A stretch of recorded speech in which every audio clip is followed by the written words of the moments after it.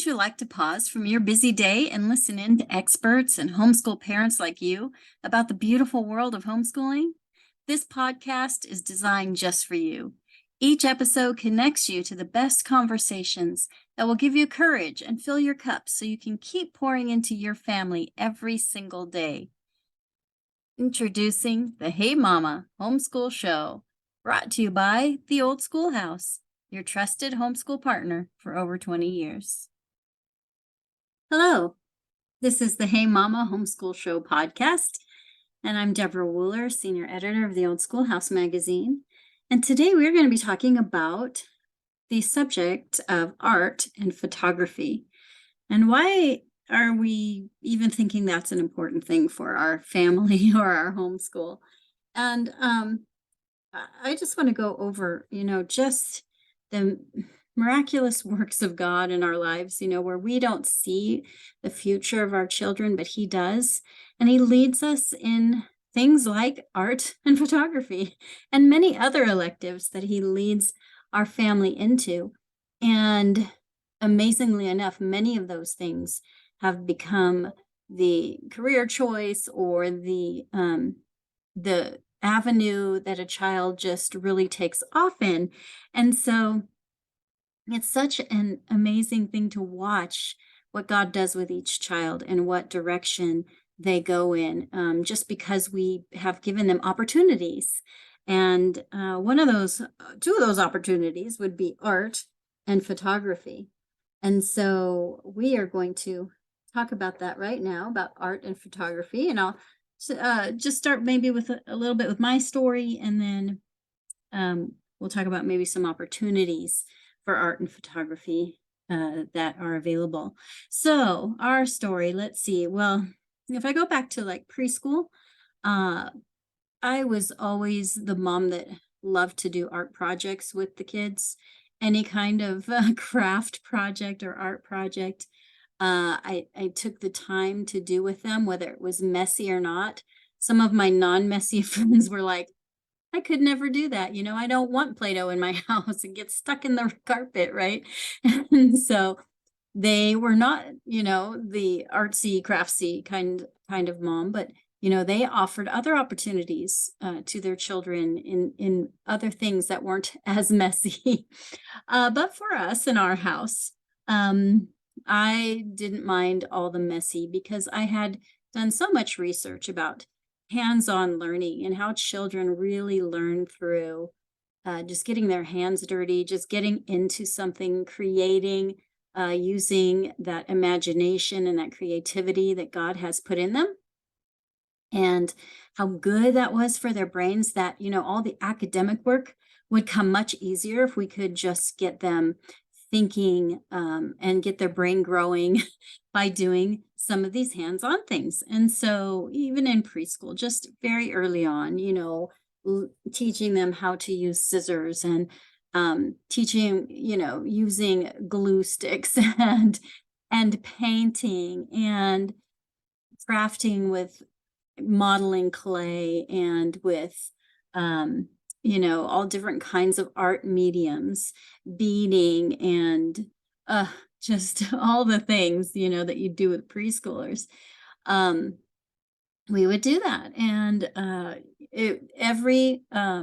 we tried to do it as much as possible with my kids. And yes, we were busy, and yes, we were messy. We did have a table over in one area that was dedicated to the messy spot, and and that table could get the paint splatters on it and the things. In fact, several years we had just a big thick plastic cover over our dining room table because that was our only spot for doing those kinds of things. And if we couldn't do it outside, we did a lot of crafty kinds of things outside that were messy.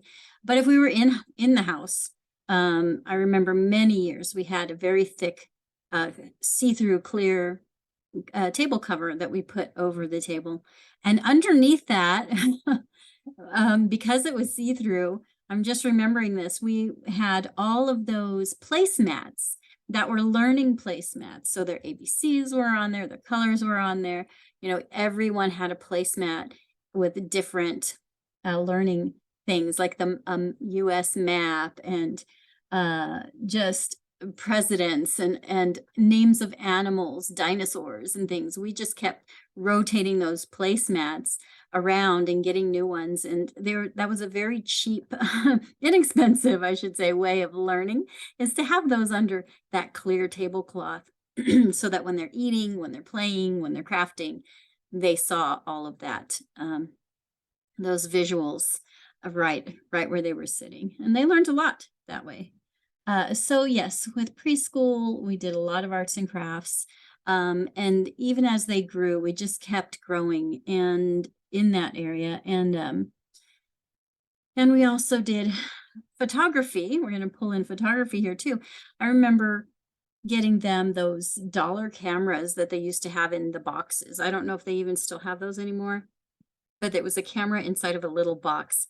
And you could get them at the Dollar Tree or maybe cheap at one of your major stores.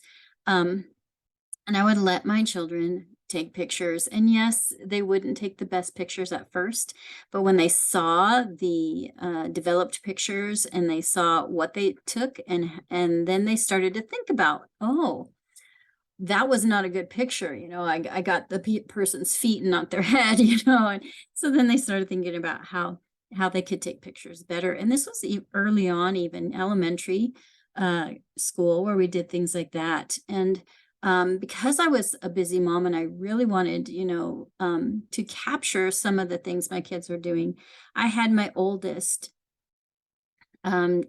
He was our what do you call it, historian at the time, and he would take pictures, and good pictures. He would try to take good pictures with whatever camera I had. And in those days, we didn't have cell phones, so we didn't have cameras on our phones.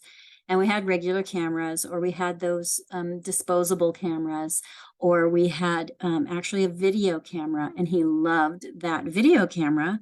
And I, was always holding a baby or a toddler, because every other year was a baby or a toddler coming. I have 8 children. And so, in 20 years, we had lots of children, babies, toddlers, busyness. And, you know how you have the pictures and all the things of your firstborn and your secondborn, maybe your thirdborn. But boy, once you get to that fourth one and on, it's a wonder that they have any pictures taken by mom. And so I had my oldest son taking videos and pictures of us. And even when he was a teen, all the videos that he took with our video camera, he moved over onto DVDs for us so that we could watch them on the big screen. And he knew how to do all of those things. But early on, he just loved to take videos. And that turned into, he was very artsy too. He was very much an artist. That does not come from me. I can do crafty things if I have directions, but actually drawing, from your mind onto paper does not happen for me. So anyway, he was the art guy, and he was the video guy. So he was art and photography all wrapped up in one child there. He was our firstborn. And so he actually, from that video recording, he decided he was going to make some fun little movies with his siblings. And so he made movies with the siblings. And then he decided, oh, I would really like some special effects on these movies. And so then he started saving his money so he could purchase this $1,000 package, software package that would do all the things of special effects and video editing and sound and all of that to make movies. And so he saved up most of that money, and then his dad and I helped him towards the end, say, hey, you've done a great job, let's get that now.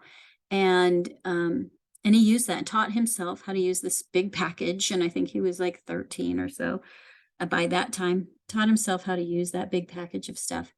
And anyway, ended up going to the university for an art media major. And that's what he got his degree in. And so then he was working at churches, being their media director for many, many years. He's 32 now, and he just finished a job of being a media director for a mega church, pretty large church. And then now he's working for a an audio video technology audio video company of some sort. That's a really good job, really good fit for him. And it all started with letting him be artistic in the early years, letting him have that camera, even when he wasn't good at it, and letting him explore those things. And so sometimes all it is us offering the opportunities and then them seeing, our children seeing, oh, I love this. Or no, this was fun for a while, but I'm not really into it. And so that's the beauty of home education, is that we can give our kids all these opportunities. Oh, let's try this for a while. Let's try that for a while. Let's see what happens if we take this class, or do this project. And it turns out that kids go in many of those directions that we just decided to try out, and that became who they were and what they did. So God does that. He is amazing to fill in those gaps and lead us forward in his purposes. So all of our kids took art classes because they felt it was very important that they all learned, just the basics of art and painting, and drawing, those kinds of things. And whether that was in an outside class or a video class, we tried all kinds of different ones, or even self-taught times where there was workbooks or things like that for art. And then for photography, again, that was just a learned thing for my oldest. And other kids, tried the same things, and not all of them became artists or art media directors, and not all of them became photographers or video people. They all went in other directions. And so, but similar, still God used all that creativity and imagination and beauty, and the things that we gave them opportunities to participate in, used it in their lives, to move them in his direction again. So I have now, I have 8 children, and I would say at least 3 of them are very artistic, and, go in that direction of art in all the things that they do. I just besides my oldest son, I have one other who is interested in photography, is sort of dabbling in that right now as a hobby. And then I have several musicians. If we're going to throw music in there, usually when we talk about art, we talk about music. And that's probably another theme for another day. But I have several musicians that, because we required 3 years of music for each of our kids, several of them took off with it. Several did not, about half and half. And still, it doesn't mean it was wasted for those who did not, go into a career in that path. God used it, all of it, to grow their capacity to learn, because the connections that are made in the brain through music and art, and photography, and all those visual things and auditory things really grow the brain, literally grow the brain bigger, but also make those connections that make learning easier. You will hear, for any kind of special needs children, that if you do all the sensory things, multi-sensory approach to teaching, as far as adding in visual and music and art and all the hands-on things, that it really causes the learning to stick. And they use the right brain and their left brain, and they learn more. So all good things, right? So, sometimes it's not all about your kids, or what they're doing. It may be even about being where God has placed you. I know, crazy enough, one of our music lessons, I was there with the kids, and there was a lady there, and just started homeschooling, and we were talking, and she had just pulled her children out of school, and she was talking about how much happier her child was that she was home and that she didn't have to deal with all this bullying and all this pressure from the system that trying to conform her into an image. And we just talked, and I was talking to her about, yeah, that's the beauty of home education. It's all about freedom, freedom from all of that, bullying and pressure to perform and peer pressure to be like a certain way, and it's freedom from those things, freedom to, but also freedom to just glorify God in the way He's created you and to be who He's created you to be in freedom, to work in freedom, to have comfort at home, to learn in comfort, to learn without all that pressure, to learn without all of that negativity and all of the philosophies that are evil these days that they're trying to, you know, make you conform to. And so it was all about freedom. And the mom was just so thankful, that we talked about that. And it really cemented her bringing her children home. And so here I was just at a music lesson and able to speak to someone, about home education. And, so sometimes all of these things that we think we're doing for our kids and we're taking our kids to, or even having classes at our house. We had lots of classes at our own house where the teacher would come in and we'd even, have other students come in and the class would be at our house. And so we had a lot of those kind of opportunities. And it wasn't just all about my kids getting something checked off on their curriculum. Oftentimes it was the mentorship between the moms, and it was the friendship between the kids, and it was something that God was doing that was bigger than just the art and the music and the photography. And so it's not always all about our kids, not all, but He does move them in His direction, incredibly does that. I have graduated 7 of our kids, and each one has moved in a different direction than the other. And they all came from the same homeschool. So this is what God does. He uses the way He's created them individually and moves them in His direction. No matter what we have done with them at home, He fills in the gaps and He will bring to pass what He has started in your child. So sometimes it's not all about your kids and what you're doing. It's about other people that are around you, God working in others, maybe working in you as you watch others and you learn and you see, maybe as you learn and see how your children learn. And, maybe you're noticing some things, as they're trying to learn new things with art or photography. And you can see, oh, they're kind of struggling and maybe I need to work on this with them. But you can also see where they are making progress and they're learning something new. And maybe they didn't like it at the beginning, but they're really growing to love this art thing now, this class that you forced them to go to. And now they're beginning to love it, and you're seeing that they can learn new things. And then for me, it's like, wow, God, I know that I can be stubborn in some areas of my life, but I want to change. I want to move forward in you, Lord. Would you show me how to learn new things? And the fruit of your spirit would just flow through me, Lord.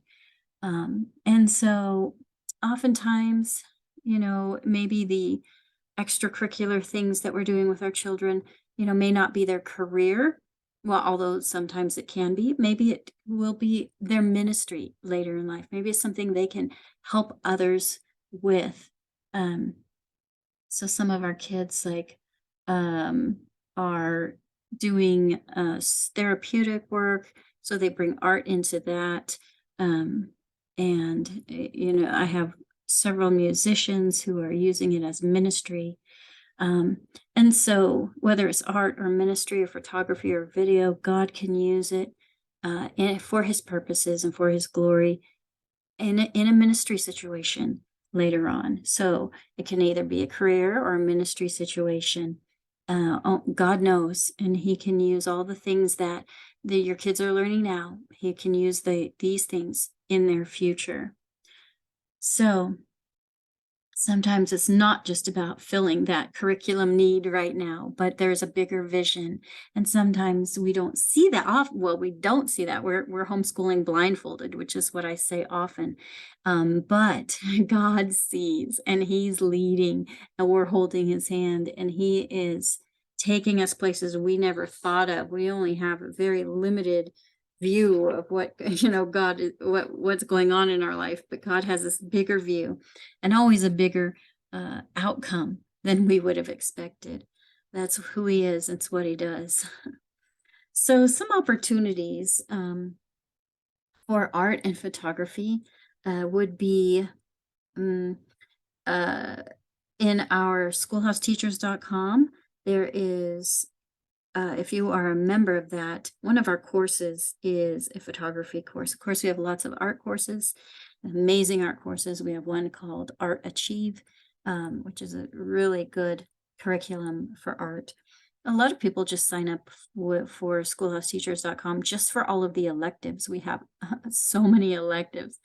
So we have art, obviously, we have photography classes and courses that have challenges, and oftentimes our members have events. Schoolhouse Teachers members have events that are specifically geared towards art and photography. So you could be looking for those if you are a Schoolhouse Teacher member. Look at your member dashboard and look at those kinds of events. And don't forget to look at the show notes of this podcast, because we always add tons of resources on art and photography. Whatever we're talking about, those show notes that we have, just to give you such a bigger view of what we have available to help you with your homeschooling. It's like everything we do here at the Old Schoolhouse is to support you and in any way possible. So the show notes are at homeschoolshow.com. That's where you would find all of the articles and resources and courses and events that are coming up and things like that. One of the events coming up that I should mention right now is that we have the National Academic Homeschool Competition, which is new. We actually hosted it last year.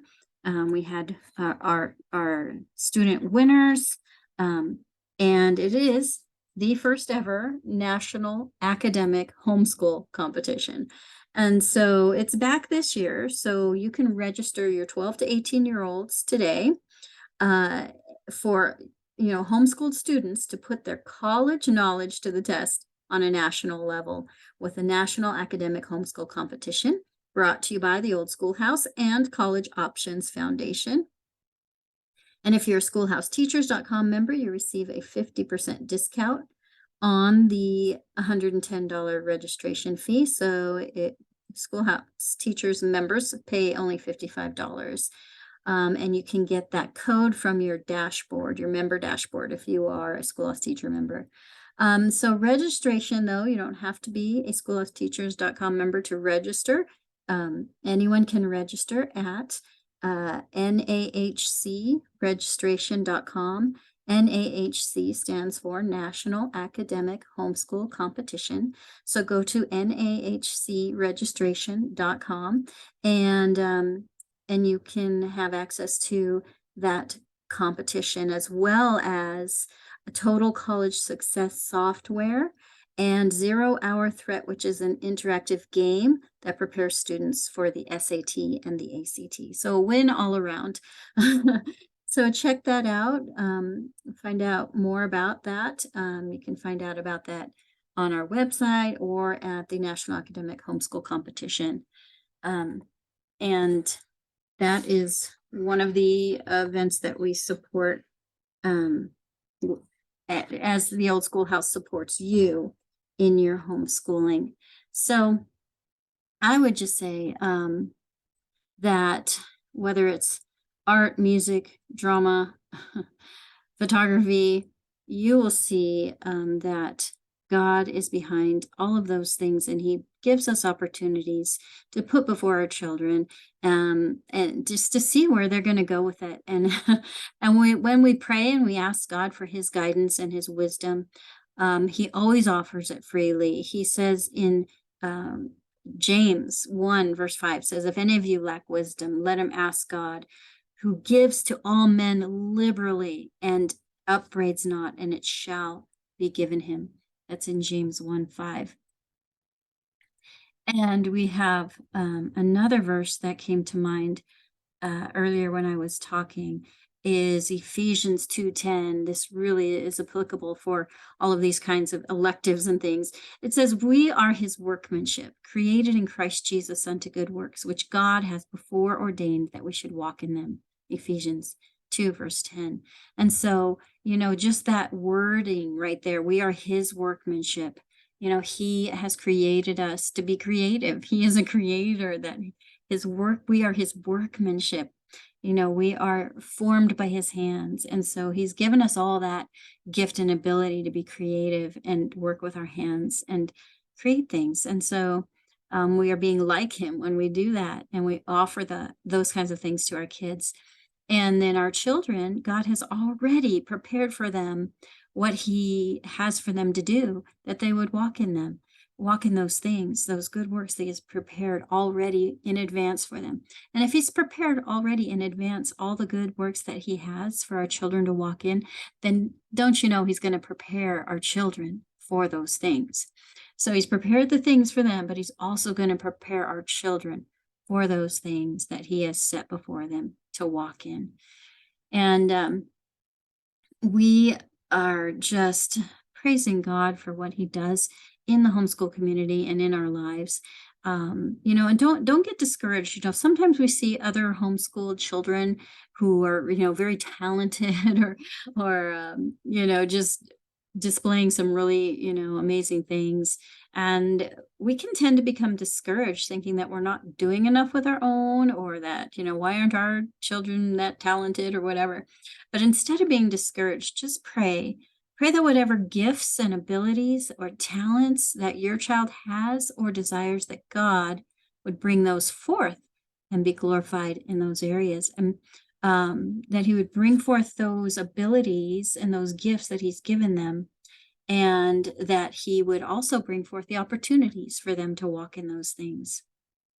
As we allow God to guide our homeschool path, he is going to bring forth what he knew all along. And he knows your children. He knows their future. So trust him to direct you as you walk this path of obedience. Thank you for hanging with me in this podcast on art and photography. And I'd like to end in prayer. Father, thank you for this time that you have given us to teach our children that you are mighty and that you do mighty things, and that you create, and that you've created them to create. So show us, Lord, what to do with our children, what to offer them, what to give them to try out. Lord, give us wisdom as we work for your kingdom. We share things with our children that you've given us to share, and that you would just bless the homeschool community as you have and as you will. And we just give you all the glory, Lord, for these children you've given us. They are yours. We just are here to steward them, Lord. Help us to steward them well. In Jesus' name, amen.